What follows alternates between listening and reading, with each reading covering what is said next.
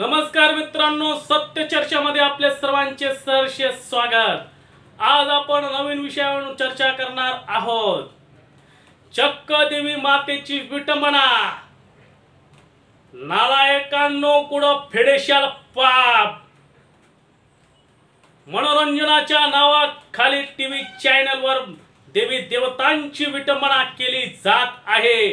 अशा हरामखोरांनो सावधान, येणाऱ्या काळामध्ये तुमचा पापाचा घडा भरल्याशिवाय राहणार नाही।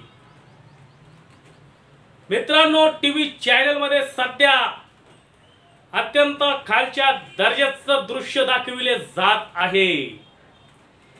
एक नवरा, दोन बायका, एकाचे 4 लफडे, दोघ्या सख्या बहिणी एका नवऱ्याबरोबर, इतक्या खालच्या दर्जावर टीव्ही चॅनलच्या माध्यमातून या सिरियल मध्ये दृश्य दाखविले जात आहे। ही संस्कृती श्रीमंतांची आहे, त्यामुळे गरिबांच्या संस्कृतीमध्ये असे दृश्य दाखवून आग लावण्याचे कामकाज या टीव्ही चॅनलच्या माध्यमातून चालू आहे। अशा चॅनलचे लवकरच अशा चॅनलला धडा शिकवणे गरजेचे आहे। श्रीमंताची संस्कृती ही नीच दर्जाची संस्कृती आहे या टीव्ही चॅनलच्या माध्यमातून लक्षात येते, परंतु देवी देवतांची विटंबना करण्याचा धाडस या टीव्ही चॅनलच्या माध्यमातून चालू आहे। अशा टीव्ही चॅनलला वेळीच धडा शिकवणे गरजेचे आहे। एरवी हिंदुत्वाचे धडे शिकवणाऱ्या हिंदुत्ववादी संघटना सुद्धा शांत बसतात, याचा अत्यंत खेद वाटतो। मित्रांनो, टीव्ही चॅनल मध्ये अनेक देवी देवतांचे अपमानजनक दृश्य दाखविले जात आहे, तरी सुद्धा यावर कोणी आवाज उठवत नाही। परंतु आमच्या चॅनलच्या माध्यमातून या टीव्ही चॅनलच्या विरोधामध्ये सतत आवाज उठीत असतो आणि भारतातला एकमेव चॅनल असलेलं आमचं हे चॅनल म्हणजे या टीव्ही चॅनलच्या सिरियल मध्ये असे प्रकारचे दृश्य दाखवण्याच्या विरोधात आवाज उठवणारा आमचं एक प्रथम चॅनल आहे। मित्रांनो, 9 एप्रिल 2024 रोजी दंगल टीव्ही वरील मन अति सुंदर नावाची सिरियल आहे आणि या सिरियल मध्ये एपिसोड 260 मध्ये एक एपिसोड दाखविण्यात आला आहे। या सिरियलचा हिरो आहे दिव्यम आणि त्याची नायिका आहे राधिका आणि राधिकाची बहीण आहे काया।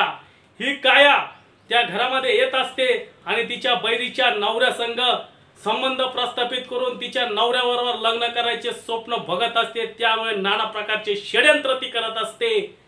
परंतु ह्यो नालायकपणाचा कळस या टीव्ही चॅनलवर दाखवित असतानाच देवी देवतांची सुद्धा विटंबना ह्या हरामखोरांनी केली आहे।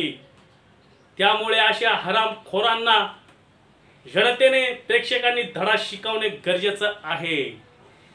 या सिरियल मध्ये काया नावाची जी दुसरी हिरोईन आहे ते दिव्यमला मिळवण्यासाठी नाना प्रकारचे षड्यंत्र करत असते। या षड्यंत्रामध्ये चैत्राचा महिना चालू असतो आणि या चैत्राच्या महिन्यामध्ये देवीची पूजा केली जात असते आणि या सिरियल मध्ये सुद्धा देवीची पूजा दाखविण्यात आली। हरकत नाही, देवीची पूजा दाखवा, अडचण नाही, परंतु देवीच्या पूजेची विटंबना दाखवण्याचा धाडस या हरामखोरांनी केला आहे। या टीव्ही चॅनल मध्ये देवीची पूजा चालू असते, त्या देवीच्या पूजेमध्ये एक चंदनाची पूजा असते। देवी देवतांच्या मूर्तीला चंदन लावून स्नान घातले जाते, अशी पूजा असते। या चंदनामध्ये ही काया षड्यंत्र करते, त्याच्यामध्ये काहीतरी मिक्स करते आणि त्यामुळे हे षड्यंत्र ती आखते। त्यामुळे दिव्यम आणि तिच्या आईमध्ये राधिकाची जी प्रतिष्ठा आहे ती प्रतिष्ठा नष्ट होईल आणि तिची बदनामी होईल, हे उद्दिष्ट तिच्या समोर असते। परंतु या नारामध्ये ती त्या चंदनामध्ये काहीतरी मिक्स करते आणि पूजेची जेव्हा वेळ येते त्या पूजेच्या वेळेस त्या मूर्तीला चंदन लावले जातं। राधिकाची सासू दिव्यमची आई, या हिरोची आई या दृश्यामध्ये जगदंबा मातेच्या मूर्तीला चंदन लावते आणि जी षड्यंत्र करते काया त्या चंदनामध्ये काहीतरी मिक्स करते। त्यामुळे ते चंदना ज्यावेळेस मूर्तीला लावलं जातं आणि ती मूर्ती काळी पडते। अशा पद्धतीने या सिरियल मध्ये विटंबना दाखविण्यात आली आहे। मित्रांनो, काळा कलरचा अर्थ आहे निषेध. एखाद्यावर काळा कलर टाकला तर त्याचा निषेध केला जातो. काळा कलर टाकून त्याची निषेध केला जातो. एखाद्या मूर्तीवर काळा कलर टाकला तर त्याची विटंबना केली जात असते.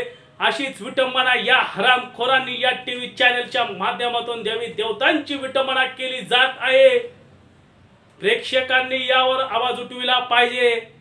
यावर भारतातली कुठलीही संघटना असो, कोणी आवाज उठवत नाही. ही खेदाची बात आहे.